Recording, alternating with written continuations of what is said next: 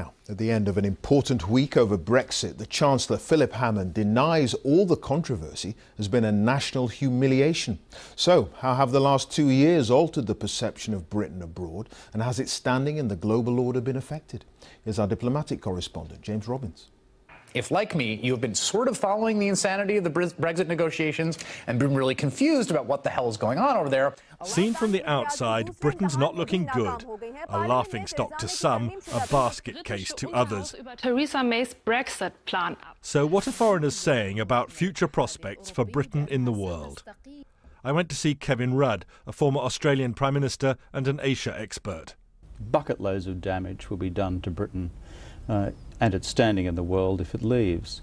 But if it turns out that the Brits decide that they've got to leave, the world will look at Britain as a diminished country. So, Britain as a diminished country, is that a real risk? Next stop, United Nations headquarters in New York.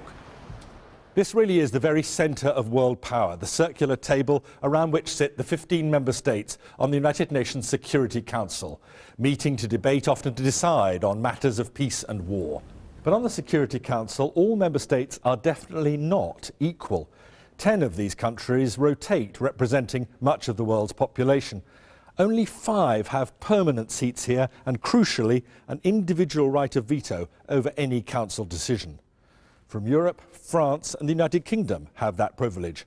After Brexit, will people start to question the legitimacy of the UK holding on to its seat? Across town from the UN, you'll find Defiant Britain, a red, white and blue Manhattan grocery store where you get plenty of banger for your buck.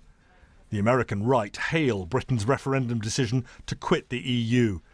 Ted Bromund believes Britain can be stronger in the world after Brexit. Outside the EU, the UK will be fully self-governing. What is there not to like about that from an American perspective? Personally, I think the UK has generally made pretty good choices over its history. On average, I have faith it will continue to make pretty good choices on average. So I think the UK's position is fundamentally strong. But the future looks different, seen from the fastest growing continent in the world, Africa. There are worries that after Brexit the pound will fall and so Britain's aid money will buy less. But there's also a feeling that Brexit is another good reason for Africa to do more to help itself. Jude Moore is a former government minister in Liberia. He doesn't call Britain a failed state, but certainly a country in free fall. It's a disaster, total disaster. It's funny. I actually tweeted yesterday that for decades we on the continent took advice from these people without question, and this is... From the British? Yeah, it's a shambles.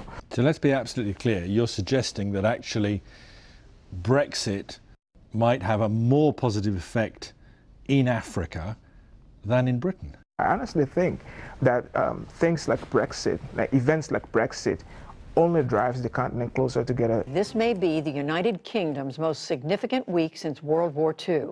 So there's a vast range of views from abroad on Britain's standing and future prospects. There's just one common thread. Almost everyone now sees Britain in a quite different light. James Robbins, BBC News. And that's it. Now on BBC One, it's time for all the news where you are. Have a very good night.